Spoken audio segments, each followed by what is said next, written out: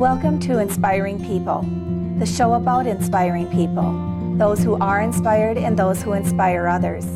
We all know them. They're good examples, they're supportive, they embrace life, they live inspiring lives in their day-to-day actions, and in turn, inspire others to do the same. Hi, welcome to a new season of Inspiring People. My name is Mary Otto. I'm the host of the show, and again, as we have in the past, we'll be talking to a number of very inspiring people who not only are inspiring themselves, but also inspire others. My first guest of this year is Shelley Skarie. Welcome to the show, Shelley. Thank you. And Shelley, for the record, why don't you state your full name? Shelley Marie Skarie. Okay, and where are you from originally, Shelley? I'm born and raised in Detroit Lakes. Oh, great. What is your current profession? What are you doing right now? I am a parent educator and teacher program coordinator for the Detroit Lakes School District, and I work primarily at the ALC. Okay, and I understand that you have a program there called TAPP, T-A-P-P, is that correct? You want to tell the viewers a little bit about what that program does? Sure. TAPP stands for Teenage Parent Program, and what it is a school-based program for teen parents ages 13, 14, even to 20. And what we do is I provide parent education every day, help with child care, make sure that they're getting their education because that's a major obstacle in their life, and so we want them to be able to complete that to move on, and be successful. And you said you were born and raised here. You went to school here, that's right. Okay, and tell me a little bit about your mom and dad, your brothers and sisters, and so on. My mom and dad, Darwin and Karma Soring. My dad's a pastor and has been for 20, 25 years. And he was an evangelist earlier, and so we traveled when I was young. I am the oldest of four. I have a brother who is 4 years younger than I am, and then two sisters, and the youngest is almost 10 years younger than I am. So, okay. Yeah. All right, and we're going to be talking a little bit more about the experiences that Shelley has had with her family on some of their travels and so on.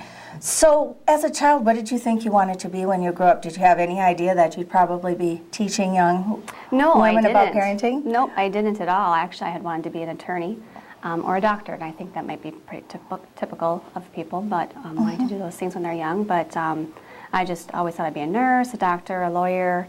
But I knew I wanted to work with families, for sure, in some way. So. Well, let's talk a little bit about your family. So why don't you tell us a little bit about your husband and your kids? Yep. I'm married to Chris Skarie. We've been, actually, this year will be our 20th anniversary. Well, congratulations. That's pretty great. And we have three children. Justin is 21. He lives in Fargo. He's married. And has a 2-year-old daughter, so I'm a grandma, which I know is hard to believe. Well, truly, yes. And then Jasmine is 16. She's a junior at the high school here in DL. And then Reese is 9. Okay. So. I know that as a young person, when you were probably the ages of some of your children right now, you did travel quite a bit with your mother and dad. And why don't we talk a little bit, if you would share with viewers a little bit about where some of those travels took you. When I was real young, we actually traveled quite often to Texas. Every year, from about the ages of 7 to 12, we went back and forth to Texas, and it would be, for a month, and then we'd come home, and then we'd be here for a month, and then we'd go back, and it was pretty constant, but I loved it. It was a great experience.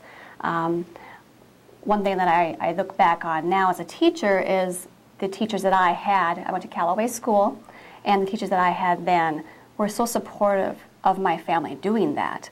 So when my dad would call and say, okay, we're leaving tomorrow, we're leaving the next day, can you have all of her work ready for her? And my brother, they had it ready for us. They were very supportive. So. And maybe we just want to put in a plug for some of those Callaway teachers that have inspired you. Yes, Mr. Mindel, Mr. Wood, and Mr. Granger. Okay, great.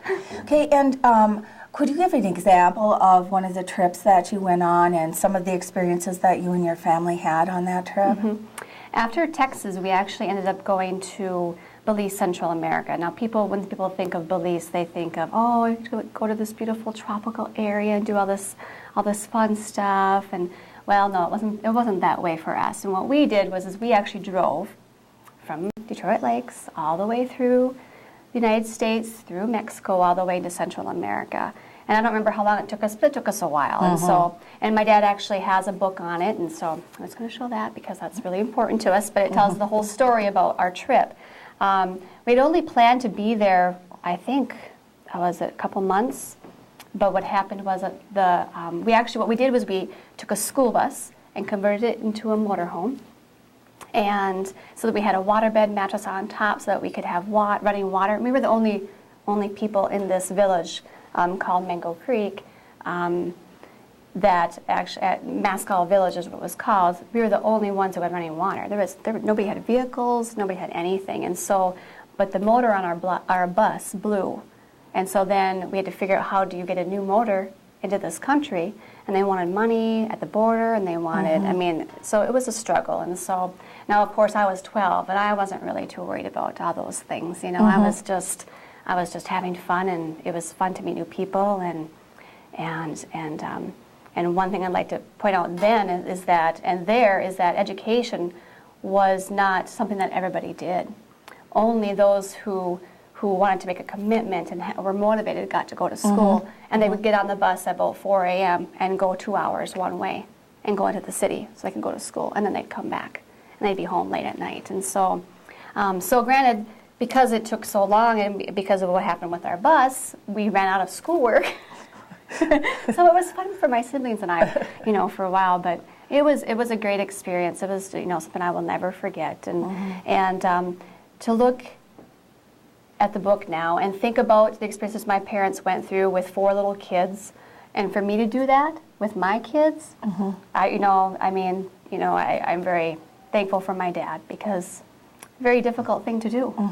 I can imagine. One of my favorite stories is, and I remember this, is that we were driving through Mexico, and it was not a very safe place to be.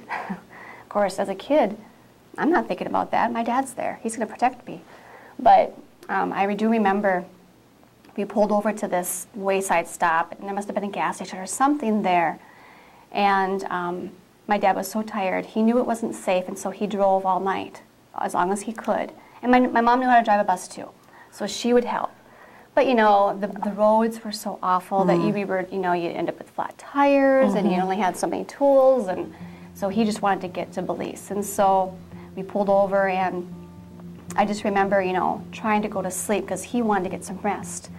And I remember hearing whistling, and I could just hear whistling. I'm like, that's a song I know. That's really a song that I know.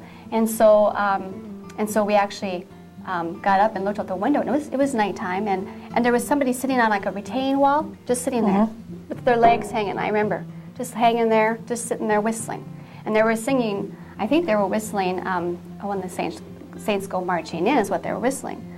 And I finally went to sleep. We all went to sleep, and when we got up in the morning, that person was gone. And we think that he was an angel. Oh, that's that protected us. Yes. Yes. That. Because it was, like I said, my parents were in their 30s, and 4 little kids, and to do that nowadays would be a little different. But then, and we didn't have any money. He was doing this because he felt he was led to do it. Led to do it. Yeah. Well, this is truly an inspiring story. Actually, a couple of them that you've told us, and I'm looking forward to talking to you more about this when we do part 2 of our interview. Okay. Great. So join us again for part 2 of my interview with Shelley Skarie.